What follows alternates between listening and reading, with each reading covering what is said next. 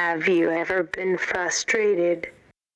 I am a disabled teenager.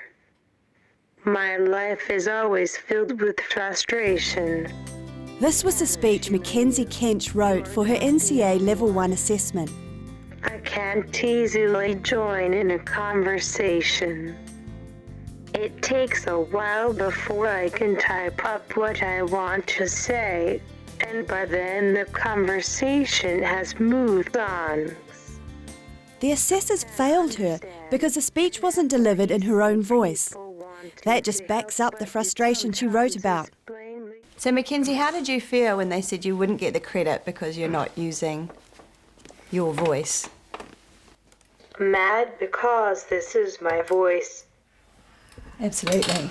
Mac laboured over this speech, punching out every word with her big toe.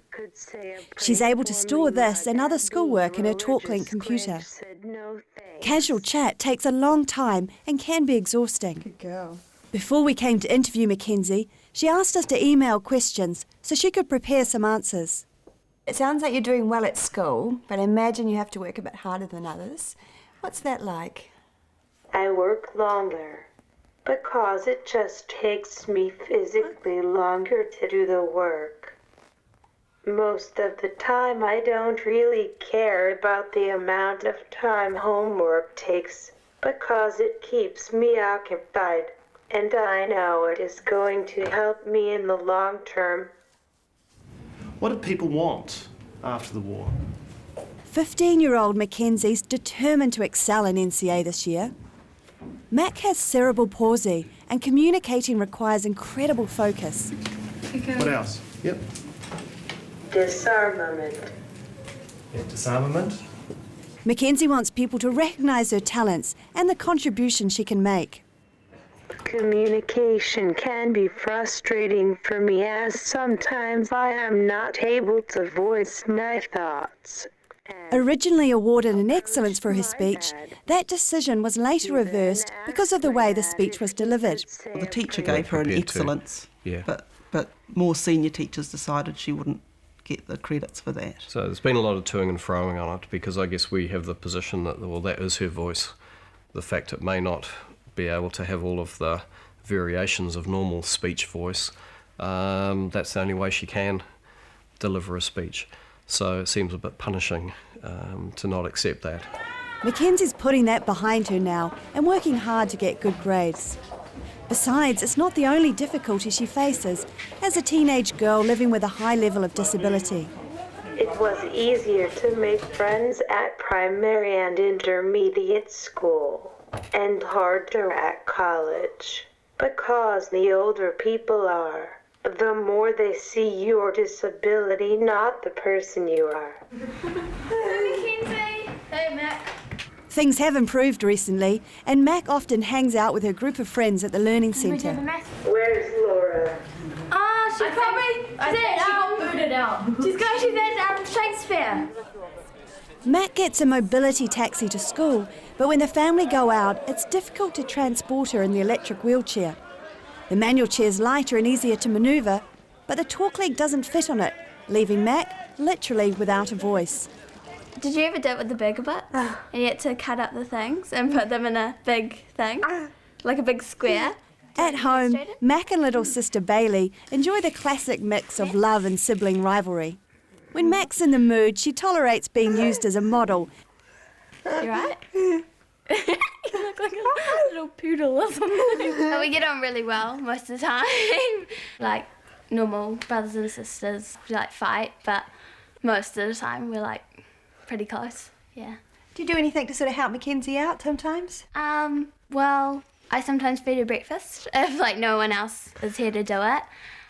Sounds so sweet, but Mac reckons Bailey's got an agenda. She likes helping because she gets money to buy clothes. Is that true, Bailey? She has over 40 tops.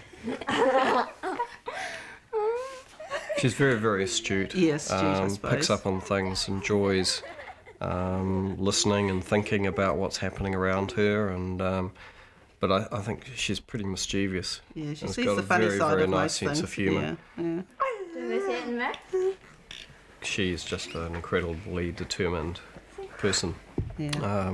I guess she's got a competitive nature too. Yeah. You know, and that's hard to see sometimes because she can't physically do things, but certainly, you know, she wants to outdo her older sister in her marks, and she works really hard to do that, doesn't she? And some nights she'll work from 4 o'clock to 9 o'clock on homework. Mac's computer has a huge capacity that she's constantly updating, often with cheeky one-liners. What? Sharp as a tack, Mac uses her voice to let Mum know she won't get away with bending the rules. You have like 4 turns. You wouldn't notice. Given her a chance to be able to say quite complex things instead of the yes-no type answering, question and answering, but she's able to say anything she wants on that. You know, I think she's been lucky that she lives in a technological age.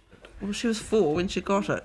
She took it along to kindy, and it was very interesting. So all the little kids stood around, and Mackenzie's on the floor with her talker, and she says hello and says a few things to the kids, and then we said, oh, well, Mackenzie, let the other children have a go. So they sat down, took off their shoes and socks, and used their foot to drive the talker. Yeah. So it hadn't occurred to any of them that they could use their hands and push the buttons. They figured you had to use your feet. So you can use your hand. That was quite funny. What sort of job do you see yourself doing?